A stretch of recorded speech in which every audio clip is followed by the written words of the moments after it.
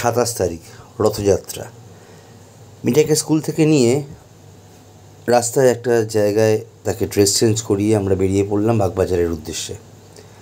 বাগবাজারে বলরাম মন্দির, আপনারা সকলেই জানেন যে বলরাম মন্দিরে ঠাকুর শ্রী শ্রী রামকৃষ্ণ পরমহংসদেবের যে রথটি আছে, মানে যত্ন করে রাখা আছে, সেটি এই দিনকে বার করা হয় এবং ভীষণ নিয়ম মেনে সাত্ত্বিকভাবেই রথটি টানা হয়। দেখতেই পাচ্ছেন লাইন। আমার মা অনেকক্ষণ ধরে অপেক্ষা করছিল, আমি আর অর্ক এদিকে যাচ্ছি।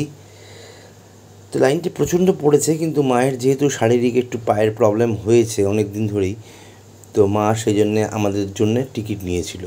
তো সেই টিকিট নিয়ে আমরা ঢুকে পড়লাম বলরাম মন্দিরের দিকে। প্রচণ্ড লাইন, তার মধ্যেও ওখানেও লাইন দিতে হয়েছে। ছেলেদের লাইন একদিকে, মেয়েদের লাইন একদিকে। তার মধ্যেও একজন বেলাইন করে ঢুকে পড়ছিল, মামুনি তার সঙ্গে ঝগড়া করে নিল। যাই হোক, এটা দেখতে পাচ্ছেন এবার এই রথ, ঠাকুরের রথ, যে রথটি ঠাকুর শ্রী শ্রী রামকৃষ্ণ পরমহংসদেব টানতেন, সেই রথটি আমরা টানছি আজকে। আমাদের ভীষণ আনন্দ হচ্ছিল, আমার, মিঠাইয়ের, অর্কর। অবশ্য মামুনি লাইনে ছিল, কিন্তু পেছনের লাইনে, জাস্ট পরে ঢুকবে ওরা। তো আজকে যে মিস করলো সেটা হচ্ছে অনস্বয়ার যেহেতু একটা নতুন ছবির কাজের কথা চলছে, তো সে সেখানে দাদার বাড়িতে, মানে শাস্ত্রীদার বাড়িতে গেছিলো কথা বলতে। তো এই রথটি টানা হচ্ছে, ওই যে রথের রশি, মিঠাই টানছে, আমি টানছি, আর এদিকে অর্কও টানছে। এক অসাধারণ অনুভূতি।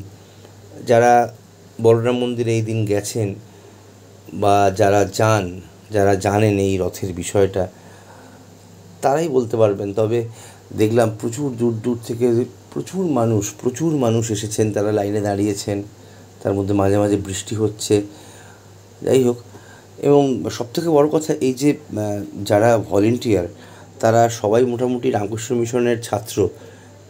তো তারা ভীষণ সুন্দরভাবে সামলাচ্ছে পুরো বিষয়টা। আর নিচে ঠাকুরের গান হচ্ছে, সে এক অসাধারণ এক প্রাপ্তি। নিচে দেখুন, নিচে গানটা চলছে। তো আমরা খুব আনন্দ করেছি, খুব মজা হয়েছে, খুব ভালো লেগেছে। কারণ এরকম একটা দিন তো বছরে একবার আসে।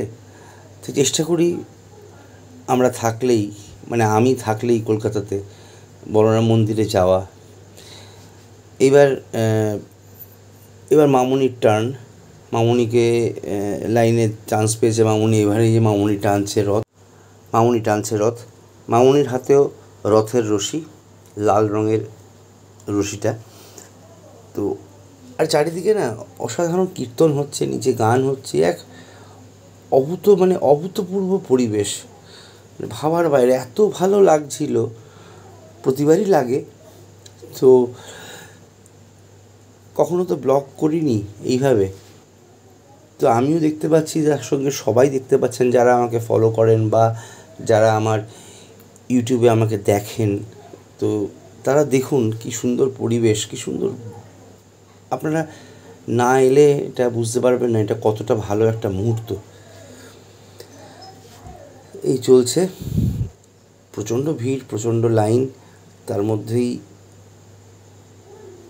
এই রথ টানা শুরু হলো। রথটা জাস্ট বারান্দার একটা পোর্শন থেকে আরেকটা পোর্শনে আসে, কারণ এত লাইন তো বুঝতেই পারছেন। প্রচুর মানুষ নিচে, মানে কয়েক হাজার মানুষ নিচে দাঁড়িয়ে আছেন, তারা একবার ওই দড়িটা স্পর্শ করবার জন্যে। অসাধারণ সুন্দর করে রথটা সাজানোও হয়েছিল, দারুণ।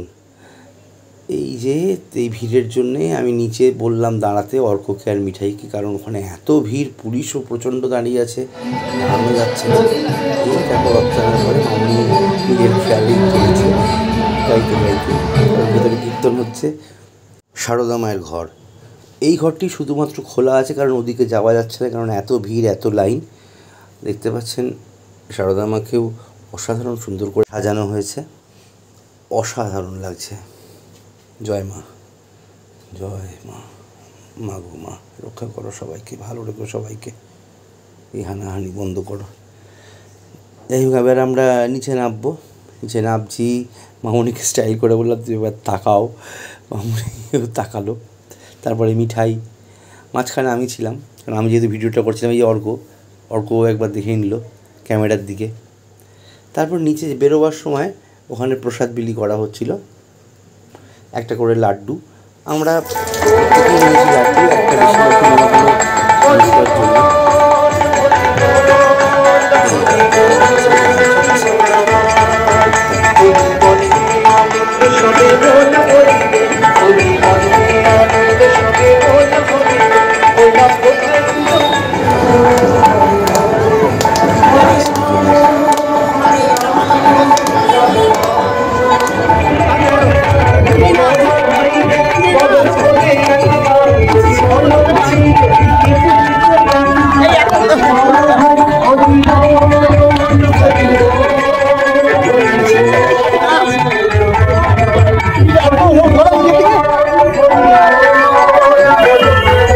অসাধারণ একটা দিন কাটলো। কালকের ব্লগটা আবার দেখবে।